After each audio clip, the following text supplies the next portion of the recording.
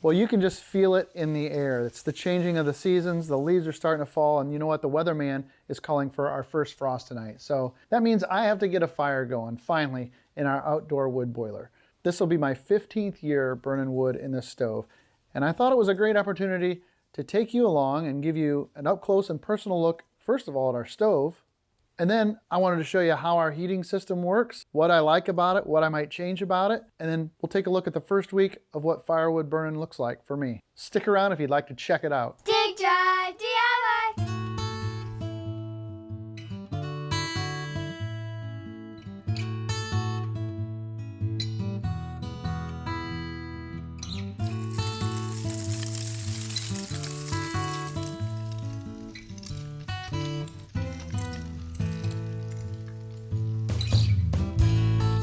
For most people that want to burn firewood, there's two main reasons to do so. Number one, you have an abundance of wood available to you to draw upon, and number two, it's a way to save money compared to conventional fossil fuel heating systems. Now, there's a myriad of other lifestyle type reasons, and I've talked about those in a previous video, but mainly for us, it was an effort to save money. When we bought our farmhouse in 2002, the main heat source, aside from the electric baseboard heaters, was a small wood stove centrally located in the kitchen. It worked well for us, and we didn't have any trouble keeping the little house warm back then when it was just the two of us and we didn't even use the upstairs. But by 2006, we wanted to remodel.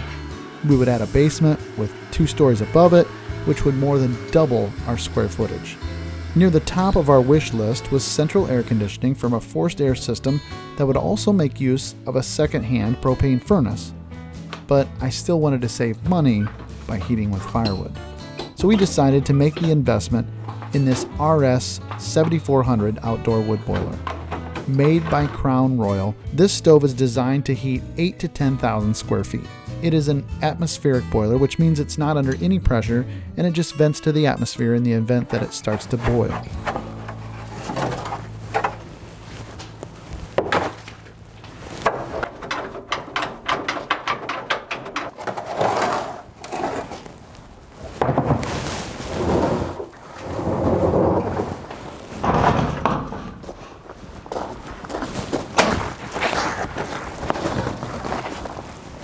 It consists of a large firebox with a 20-inch by 20-inch door, and it can accept a log up to 44 inches long.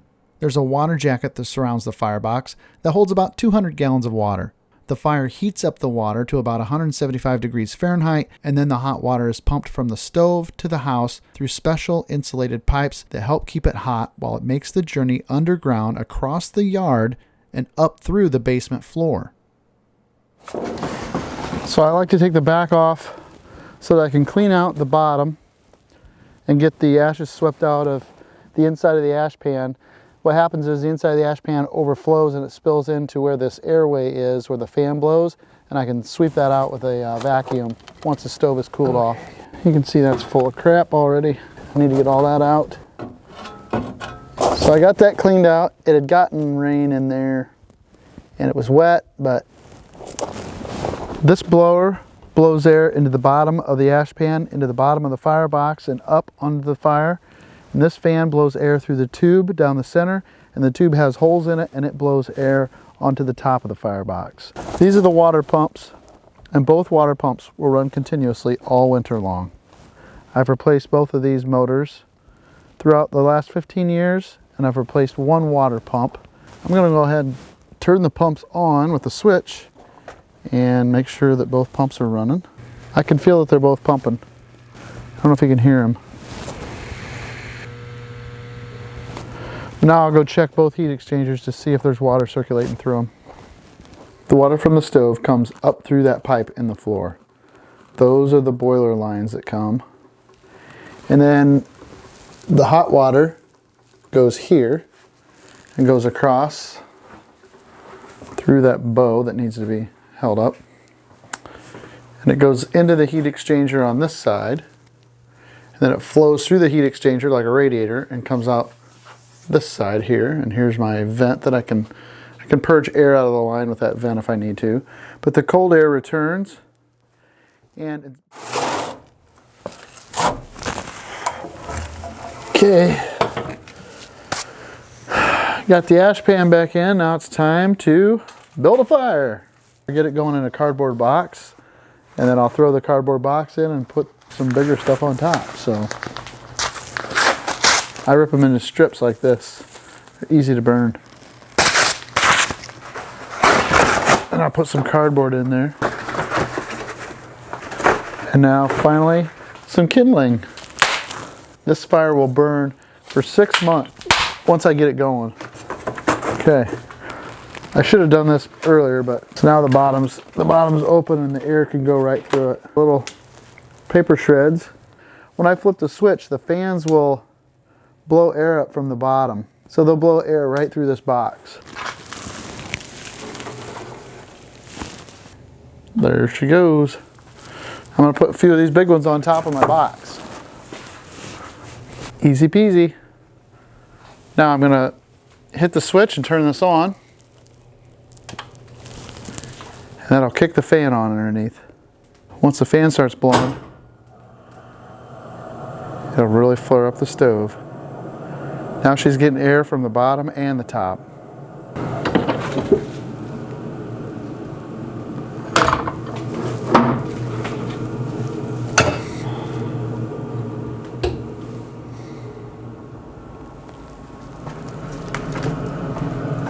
We'll get them going and I'll add some more. Initial water temperature is 60 degrees. Hopefully we can heat that up here before I go to bed. And now to do what I do every year. I gotta start a new row. 26, 21. We added our attached garage in 2008, and since we had a wood boiler that was capable of handling a bit more square footage, we decided to go with a hydronic radiant heating system in the floor. My wife and I once again saved money by installing all of the insulation and PEX plumbing ourselves, and then we had the pros pour the concrete, and my plumber cousin Jason hooked everything up for us. Just like he did the forced air HVAC system in the house, too. A heated, attached garage can spoil a man. Has spoiled a man. But heating the garage with firewood makes you feel less guilty about it somehow. So that's certainly one of the things I like and I wouldn't change. And before it goes back to the boiler, it actually comes through here and then it goes over to the garage. It comes around here, goes through a mixing valve. This mixing valve regulates the temperature of the water that goes through the floor of the garage, and then a pump takes that water and pumps it through the PEX lines up through the garage. And it goes all the way through the garage floor and then comes back from this line here, and the water is cooled off and cold. Part of the cold water comes back and mixes with the hot water coming from the return line from the heat exchanger in the furnace. And we don't want that water to be too hot that's going through the floor of the garage. So that's how it gets mixed. Cold water comes back here, flows from right here, and then goes back to the stove. And it's pretty cold going back to the stove.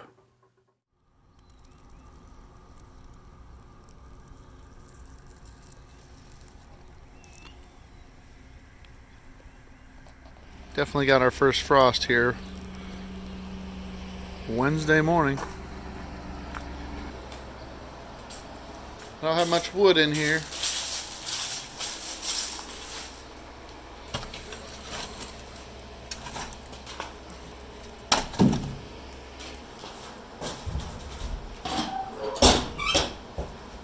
That'll do it for this morning. Need to come up with some wood though.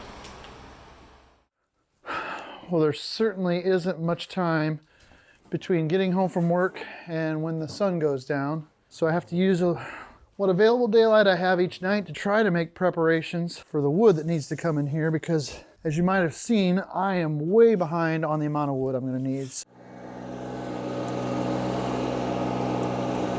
Need to get this nice cedar picnic table out of here. Whoop.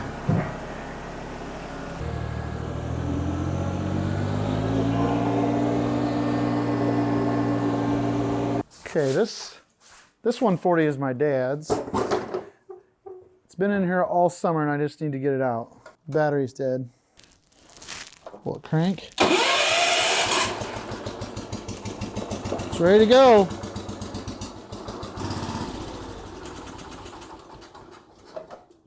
Huh, why did it just die like that?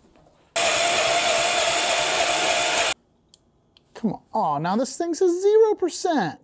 This was supposed to be a really good one. Project Farm ranked this Audu jump starter really, really well.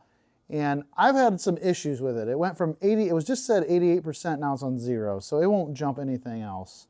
Just want to get this tractor out of here. I'm just trying to take it to the barn. I'm trying to put it in this barn right here. I'm getting frustrated.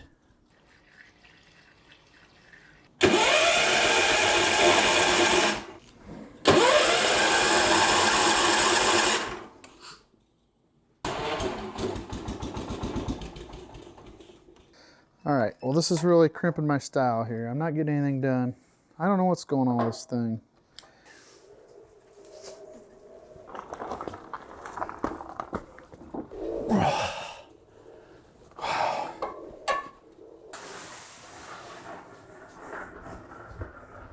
So this will get me through tonight and tomorrow morning. Then I have to come up with some more wood for tomorrow. I'm tempted to go get the leaf vac to try to suck these up.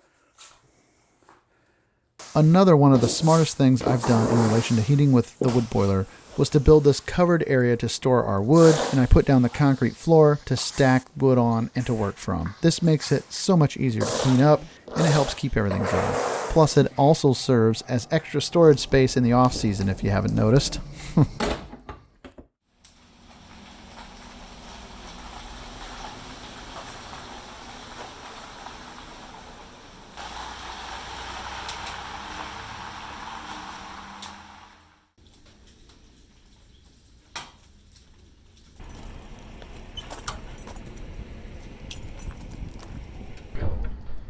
We just need to cut enough to fill this trailer and get me through a week or so.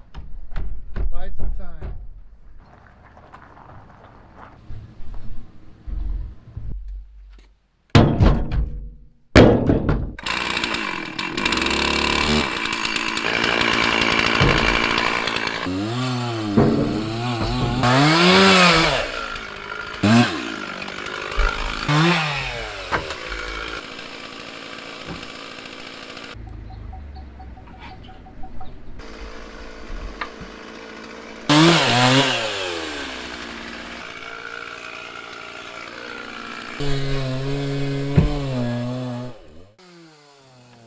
The boiler had been working great for 5 years or so now, with the house always nice and toasty and the radiant floor heat in the garage being a fantastic luxury.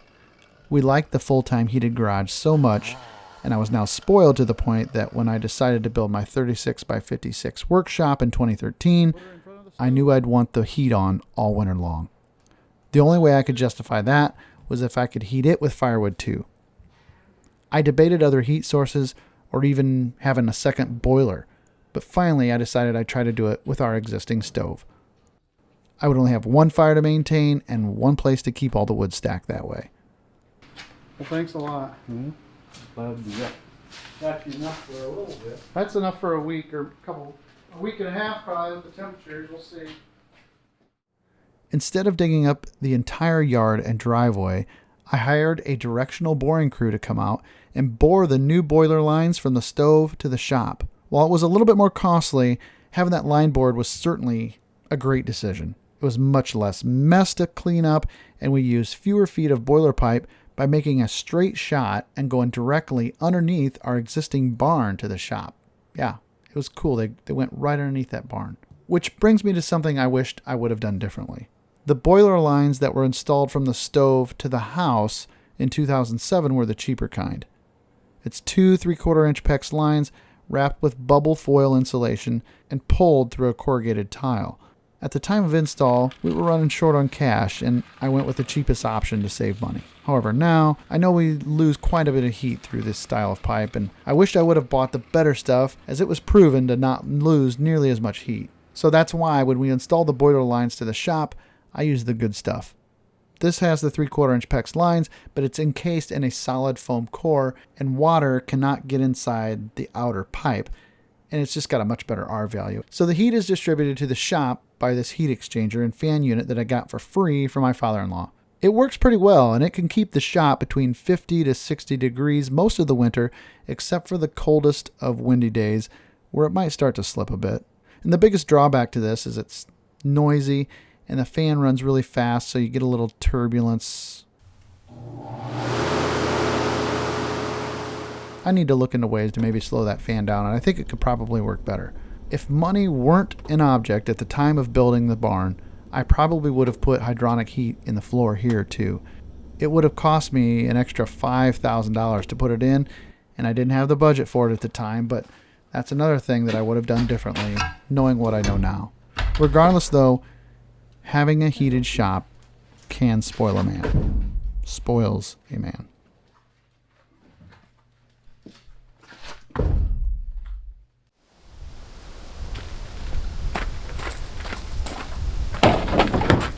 I'm going to go help my brother-in-law, who's a professional arborist and tree climber. He's got a job close to home today, and in exchange for helping out for a few hours, I'll get to bring some firewood home. So we're going to go over there and cut. We'll get a look at that, and then hopefully I'll bring this wood home tomorrow as you guys are watching this video. Hopefully I'm not forgetting anything.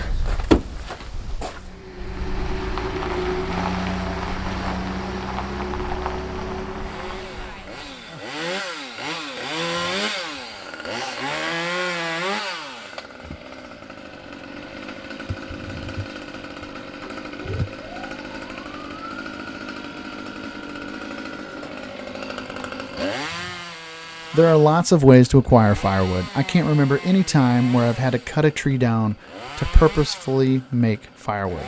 All the wood that I get are trees that have been chosen to be cut down for some other reason. They're almost always dead or dying or in the way of something else.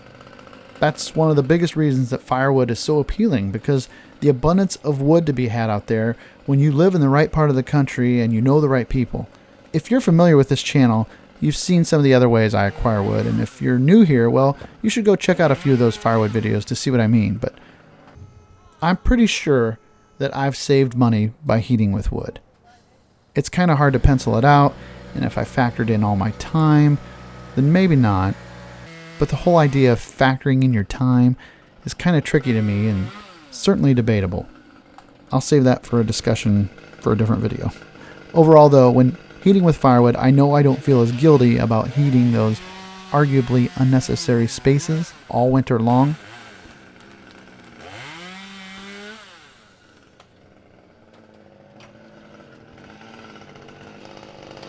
She's coming down. That woman knows what she's doing. It's the first day. Yeah. That or a lucky drop, I don't know which. You know, recently I had someone with a lifetime of firewood heating experience offer up one of the best comment summaries I've ever read. After 30 years doing firewood for an outdoor boiler, mostly by myself, even now at 75, I can honestly say I've never found it that much fun. Going outside at 8 to 10 p.m. when it's minus 30 or colder or snowing like crazy, not to mention going out and cutting the trees down and hauling them back to the house, then splitting is no fun. The real pain is stacking the wood. Broken fingers, smashed toes, sore backs and shoulders, but I wouldn't have it any other way. Well, Bear 9923, I couldn't have said it better myself. Now we're getting some firewood. Oh, that's going to wrap it up for me here. I got to cut out of here early because I got some other stuff to do tonight, and we'll be back tomorrow to haul these big chunks out of here. So maybe I'll have a video of the rest of this job here in the near future. So you'll have to come back to check it out. Otherwise, I will see you in the next video. Thanks so much for watching. See you next time.